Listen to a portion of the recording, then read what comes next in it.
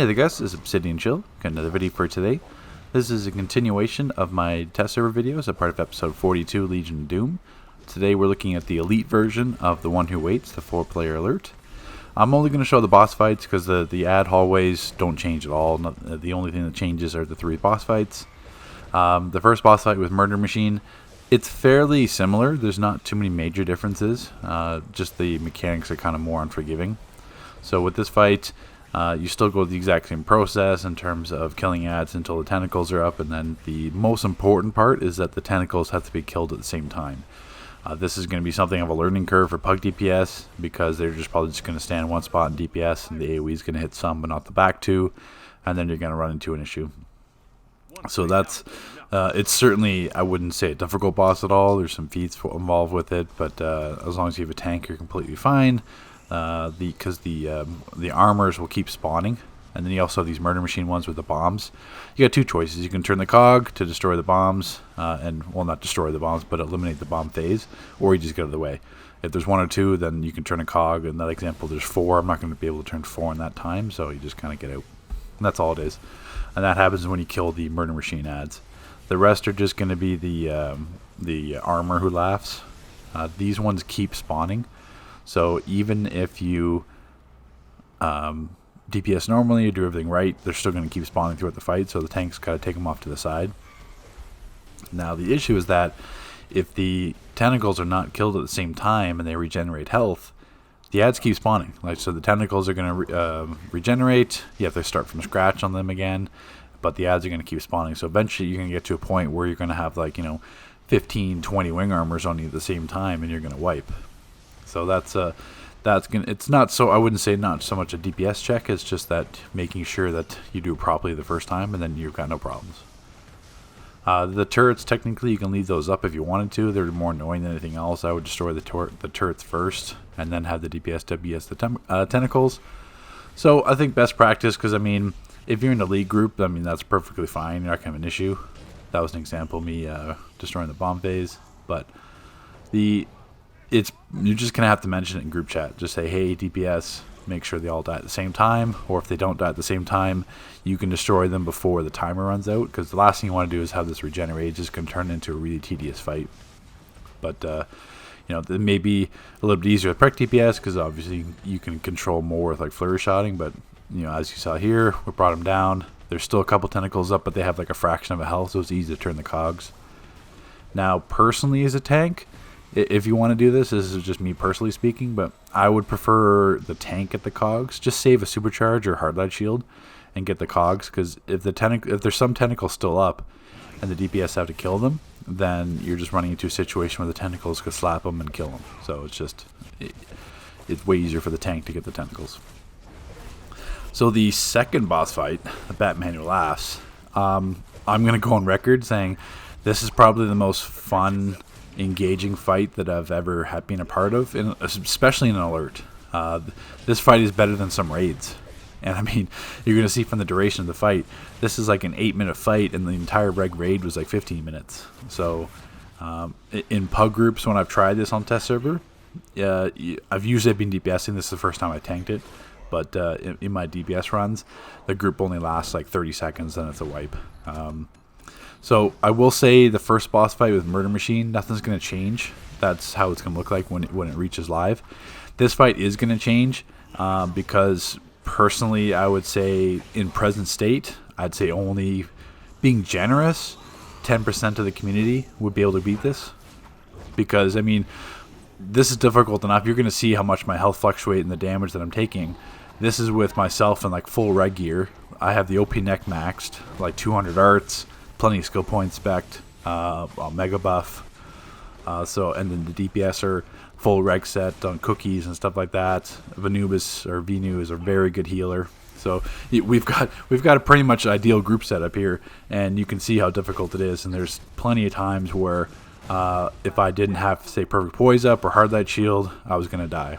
So let me explain the differences, at least the mechanics first, and then we'll kind of go into my thoughts on it. But essentially here you have Batman Who Laughs. You DPS him for a little bit, then the Dark Robins are going to spawn, and then right after the Dark Robins spawn, the 2 Dark Knights are going to spawn. So they're in groups of 2. So it could be like Merciless and Drowned. It could be like Merciless and Red Death. It could be like Drowned and Dawnbreaker.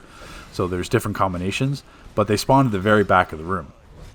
So that's problem number 1. If you're fighting in the center, you got the Dark Robin spawning on you, and then you got Batman Laughs to worry about, or if his chain attack or whatever he's doing. But then you have to be aware that you have to jump to the very back of the room to be able to aggro them and pull the sub-bosses forward, or they're just going to lunge the group and kill them. So that's difficulty number 1 for the tank, is be aware exactly where those bosses are going to spawn. They could spawn like the back right-hand corners, back left-hand corners. It's just that you have to be kind of in your mindset where as soon as you see the Dark Robins up, stun them, knock them up, whatever CC them, and then make sure you're in position to aggro the other 2 Dark Knights.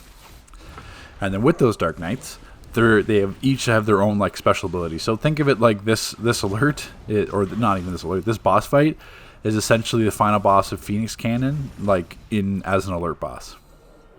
So you've got Merciless doing his slam. He's going to do a sucking attack that does damage. He's going to do his spinning, like his two-handed spin attack, or doom spin essentially. You got Dawnbreaker doing the orbital. You got Dawnbreaker doing that like hard light chain attack. You got Drowned's orbital, which kind of stuns you. I forget if Drowned does another one. You got Red Death jumping around to the group to make sure you have to aggro him again. At least you can CC them. You can pull them and taunt them, so that's one advantage. Right now, you can interrupt their special attacks. That is going to be changing where you can't, and they're going to have a little bit more health.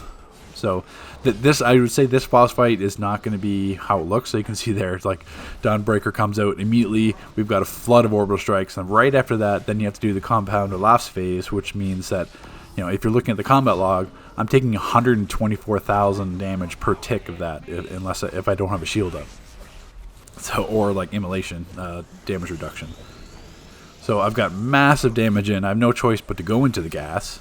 And at the same time the gas is happening, I'm getting attacked by like numerous Dark Robins. I'm getting attacked by like 2 Dark Knight sub-bosses. So that's why if I didn't have perfect poise available for those compound gas phases, it'd be much harder on me. Because at the same time, when that phase starts, the other players also have to go to that safe zone.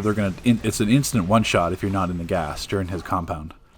So basically, I have to pop a supercharge or something to get to their zone while they're CCing me, and then get out.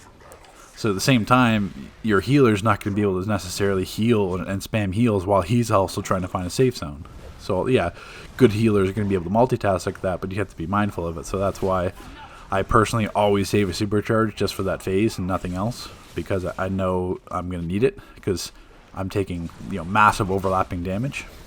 So the health on the Dark Robins and the Dark Knights are fairly low, which is good. But the problem is, if you're in a group with not decent DPS or DPS that don't know what they're doing, that phase is going to overlap. So we've had instances in Pugs or previous runs of this with a different DPS where I had 3 Dawnbreakers out, I had 3 Mercilesses out at the same time. So then you got Merciless doing his 3 times his slam attack. His slam attack's almost a one-shot. You got tons of like Dark Knight, Dawnbreaker orbitals coming in after the fact. So it's just, I wouldn't say it's like organized chaos. That's the easiest way to explain it.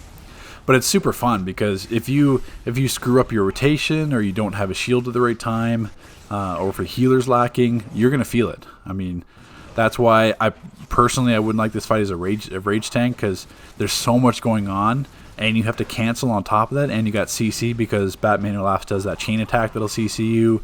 Dawnbreaker does a little bit of a CC stun, so even the group has to watch out for that Merciless slam too. So there's not a ton of time after, like once you see that compound phase, that red text come up or his icon above his head, you have to go to the gas. I mean, you can't like decide to go to the gas after the fact or do it later. You have to go there right now.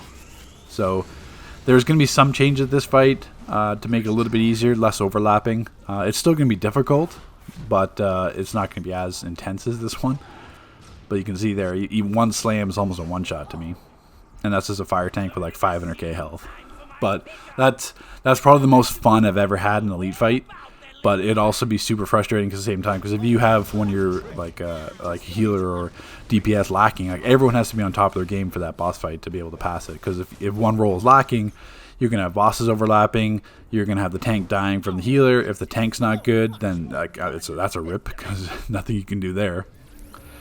So this final boss fight, The only differences here is the game now has 6 emotes. So you can see there's 6 different choices, and you're not going to get the like text where it says cower or beg. The only thing you're going to have is the symbol above his head, which, as you can see, only lasts for like a few seconds. So you have to be paying attention when that game ends to his symbol above his head, because it has to match up. Because it's not, it's a one-shot. If you fail the game, it's a one-shot. So you can see the symbol, then you have to match up to the 6 emotes below. Then you do it, and then the game restarts. So this fight, there's not a ton of differences from Reg. It's just that obviously the game's a bit longer, the dice change a little bit, the bouncy presents have more ads coming out and take a little bit longer to kill. So it's very similar to regular, but this fight is going to become very tedious if you fail, because the game has a set duration, the presents take a little bit. As you can see here, I mean, this is a 15-minute video, and we're on like 10, 11 minutes. So this is like a 5-6 minute fight if you do it correctly and not wipe. So if one person either fails like the turret phase, which comes up here, which is easy to fail if the group's not communicating, if you fail the game and wipe or lose a DPS early, you know, because if you lose a DPS early, then the presents get harder because then you have less rolls to break them. So it's one of those fights where it's not difficult. I wouldn't say it's not to the level certainly of second boss, but it's certainly something where if you do not have that group coordination or you do not have people paying attention, you're gonna get, you know, very frustrated very quickly, because you're gonna have to redo everything from the beginning. But that being said, it's not like it's hard to follow. The messaging is great.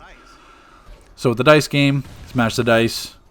I got a 2, Vinu got a 1, so that means we got to turn 3 cogs. Very simple. The easiest way I think is to follow it out in the group. Say like, okay, I'm getting the 3 on this side, etc. Like, it's very easy just to call it out or be in voice chat. But I mean, you can't really expect people to be in voice chat. But disable 3 turrets. I got 2, he got 1, and then this phase just sits here until the timers go out, and then you destroy them. Same thing. So if you fail there, that's a one-shot too. So basically, if you fail any game in Elite, it's a wipe. Well, I wouldn't say a wipe, but it's the this phase would be a wipe. The game is a one-shot to the player. So if you screw up the game in terms of using the wrong emote, you die. So the group can res you, but then you cost yourself a death. If you screw up during this phase, it's a one-shot to the group. That's all it is here, then that repeats. So there is ads at the same time, so really as a tank, I shouldn't be doing this. That's why the people who smash the dice don't necessarily have to destroy the cogs. That could be anyone. People just smash the dice to get the numbers. So since I got 4, the other person got 1, the one person can do all 5. Or another person can do 3 and 2, it doesn't matter.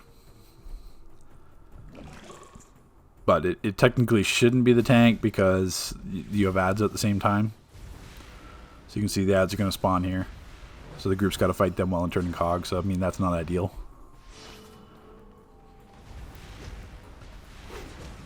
But the main part of that is the people who smash the dice know what numbers they get.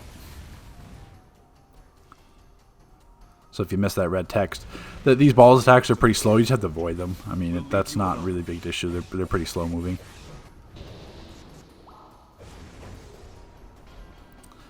So I believe this one is the presence phase now. Yep. So these ones in Elite, the presents just take a little bit longer to destroy. It shouldn't be too bad for precision DPS with like brawling or flurry shot. But the problem is if you lose a DPS during this phase, everything just takes longer. And then there's like mini DKs, like you'll see like a mini drown right there. Their health is not like vastly, but if you get enough of the ads and you get some of those bouncy ball hits at the same time, it's easy enough to take a death. Like you saw, like Vinu died right there. I took massive damage. So I mean, it's certainly possible to die in this phase. It's just because of all the overlapping bouncy balls and the ads. But besides that, the same thing. I'm not sure if the DPS were killing the ads instead of killing the presence. They should focus on the presence more than the ads, and just have the tank gather them and kind of, you know, avoid the bouncy balls if you can. If you have a certain augment rank, I guess I should say that too. Well, so the augments that impact the alert, you get a slight damage reduction of the gas tick from the second boss, and then you get knockback immunity from the bouncy balls. So if I had my augments maxed for tank, which I don't, I have some for DPS. When a bouncy ball hit me, I wouldn't be flying back like that. I'd still take the damage from the ball, but I wouldn't have that CC knockback from the ball attack. That's what the augments do.